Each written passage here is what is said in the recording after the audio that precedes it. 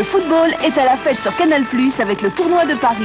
4 équipes de prestige. Côté français, l'OM champion de France et le PSG d'Arthur Georges. Côté étranger, l'équipe brésilienne du Flamengo et le 11 portugais du Sporting de Lisbonne. Tournoi de Paris en direct, mercredi 10 à 20h30, jeudi 11 à 22h15.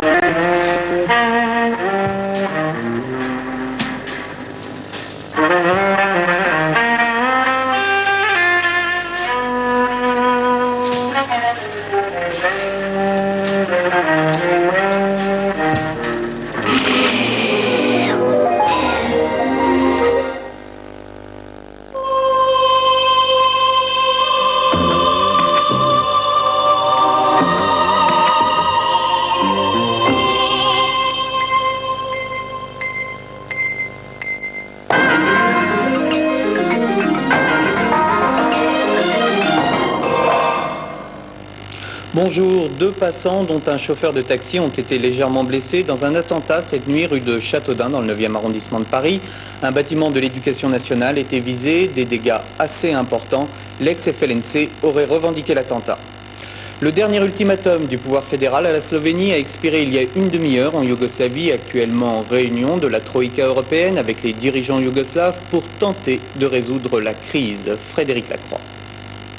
Les dirigeants slovènes et les membres de la Troïka européenne se sont retrouvés ce matin dans l'île yougoslave de Brioni.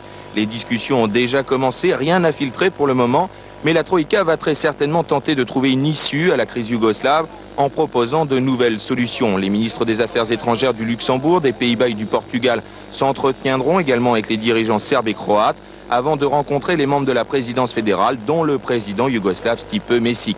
Au centre des discussions ce matin, la question des frontières. L'ultimatum de la présidence a déjà expiré et les dirigeants slovènes restent sur leur position. Ils ont bien l'intention de garder le contrôle de leurs frontières.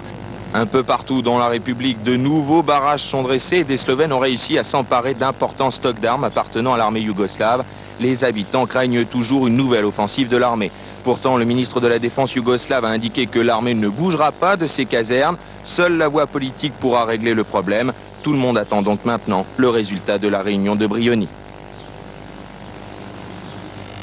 L'état de siège en Algérie, en vigueur depuis plus d'1 mois, pourrait être levé plus tôt que prévu si le retour au calme persiste, selon le ministre algérien de la Défense.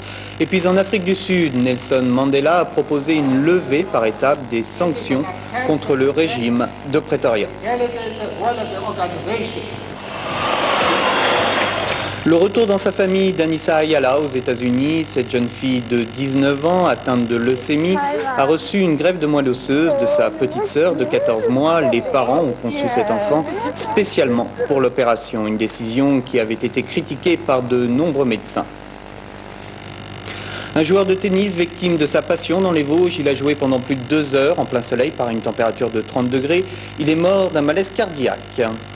La première étape du Tour de France, victoire du soviétique Abdou Japarov sur un groupe de 11 échappés. L'Irlandais Kelly arrive second et Greg LeMond, 3e, prend le maillot jaune. Cet après-midi, 2e étape avec un contre-la-montre par équipe.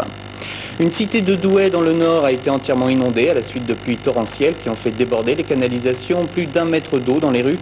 Certains habitants ont dû être évacués par les pompiers. Tout de suite, la météo, Caroline Corvézier.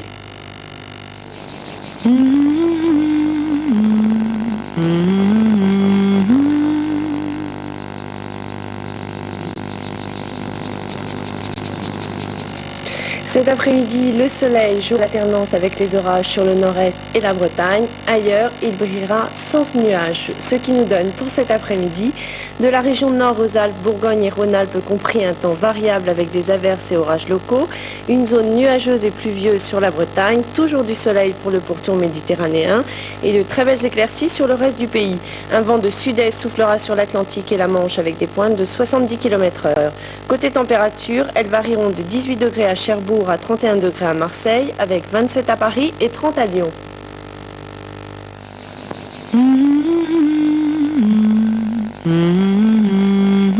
Interflora, des fleurs dans le monde entier. On termine sur la traditionnelle image du lâcher de taureau dans les rues de Pamplune en Espagne. Tout s'est bien passé cette année. Une dizaine de personnes seulement ont été très légèrement blessées.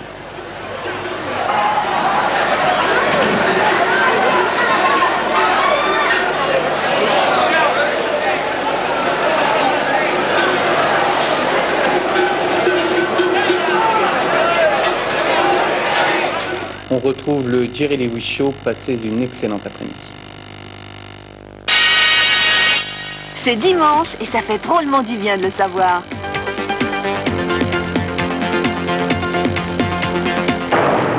M'avait dit c'est lui ou moi. Maintenant c'est lui. 18h, feu sur le candidat. L'éthique et les trucs du monde politique. Plein feu sur la satire avec Michel Galabru et Patrick Chenet.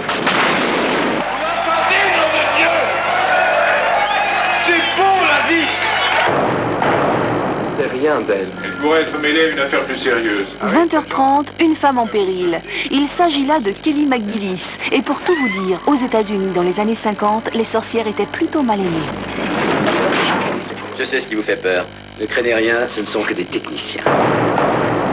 22h10, corrida, feria de Nîmes. Canal+ revêt son habit de lumière et descend dans l'arène. Les meilleures corridas de la saison en Espagne et en France.